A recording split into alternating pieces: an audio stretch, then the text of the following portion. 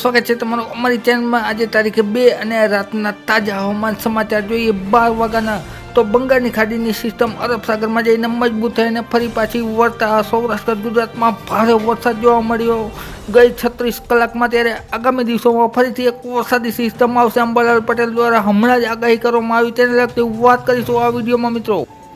વહેલી સવારના તાજા હવામાન સમાચાર મુજબ જોઈએ તો ખાસ કરીને ઉના, વેરાવળ તેમજ જૂનાગઢ, આ ઉપરાંત પોરબંદર, ભાણવર, ગોંડલ, રાજકોટ તેમજ સાથે સાથે પશ્ચિમ સૌરાષ્ટ્રમાં ખંભાળિયા આસપાસ, ભાટિયા તેમજ લાલપુર, જામનગર, ત્યારબાદ મોરબી, સાથે સાથે કચ્છના દક્ષિણના વિસ્તારોમાં માંડવી, ગાંધીધામ, મુન્દ્રા, ભુજ, ત્યારબાદ નલિયા વિસ્તારમાં, સાથે સાથે રાપર તેમજ ઉત્તર ગુજરાતમાં રાધનપુર, પાલનપુર, ખેડબ્રહ્મા, મહેસાણા, પાટણ, હિંમતનગર, અમદાવાદ તેમજ વિરમગામ, નડિયાદ, વડોદરા, ગોધરા તેમજ સાથે સાથે રાજપીપળા, સુરત, વ્યારા તેમજ વલસાડ, નવસારી અને વાપી વિસ્તારોમાં છે એ છૂટા છવાયા વિસ્તારમાં હળવો મધ્યમ વરસાદ છે એ તારીખ 3ના રોજ જોવા મળશે મિત્રો।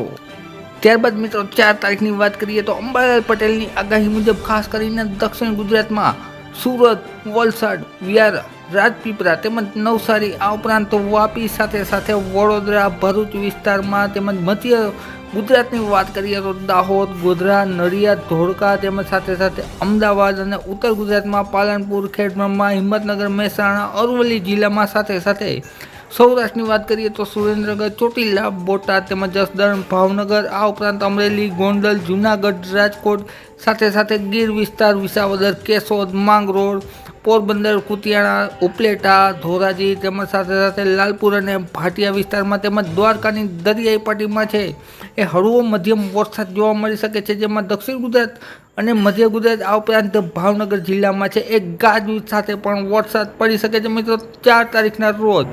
તારીખ 5ના રોજ જોઈએ તો ખાસ કરીને રાજસ્થાનની સિસ્ટમ છે એ ધીમે ધીમે ઉત્તર ગુજરાત, મધ્ય ગુજરાત તેમજ સાથે સાથે સૌરાષ્ટ્ર અને કચ્છના વિસ્તારોમાં આવવાની શક્યતા છે એ હવામાન ચાર્ટ દર્શાવી રહ્યા છે। તેના હિસાબે છે સૌરાષ્ટ્ર ગુજરાતમાં ફરીથી આગામી દિવસોમાં એટલે કે તારીખ 5થી લઈ અને 10 જુલાઈ દરમિયાન છે વરસાદી વાતાવરણ ચાલુ રહેશે। એ બાબતે અમે આગળના વિડીયોમાં માહિતી આપતા રહેશું, માટે અમારી ચેનલ સાથે જોડાયેલા રહેજો મિત્રો। વિડીયો જોવા બદલ ખૂબ ખૂબ આભાર।